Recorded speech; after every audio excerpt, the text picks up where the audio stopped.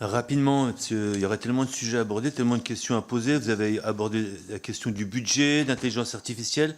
Moi, ce serait une question sur le potentiel envoi de troupes européennes en Ukraine.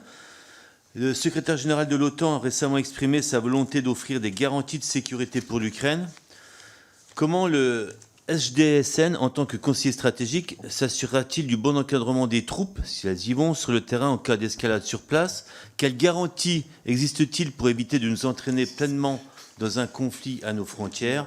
Et par ailleurs, quels dispositifs spécifiques sont prévus pour associer le Parlement à ces processus de contrôle et de suivi afin que les élus de la nation disposent des informations nécessaires pour exercer pleinement leur mission de contrôle démocratique? Oui. Sur le sujet des troupes qui peuvent être envoyées en Ukraine, d'abord, il ne s'agirait, si elles étaient envoyées, si la décision était prise, que pour garantir la sécurité et veiller à ce que un traité de paix, ou en tout cas un cessez-le-feu, s'il devait intervenir, puisse être respecté.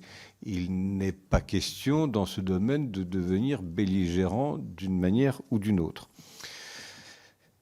Après, ma foi, tout ça va se discuter ou pas, d'ailleurs, dans les prochains jours, dans les prochaines semaines. Je suis absolument incapable de vous dire comment ça peut aller plus loin. Ce qui est clair, évidemment, c'est que il y aura des comptes rendus qui seront faits au Parlement, que la Constitution et les différentes lois sont très précises sur les conditions dans lesquelles les troupes françaises peuvent être engagées dans une forme de conflit et que, naturellement, ces textes-là seront appliqués et scrupuleusement respectés, d'abord parce que c'est les textes et puis parce que notre opinion publique ne tolérerait pas qu'il en soit autrement.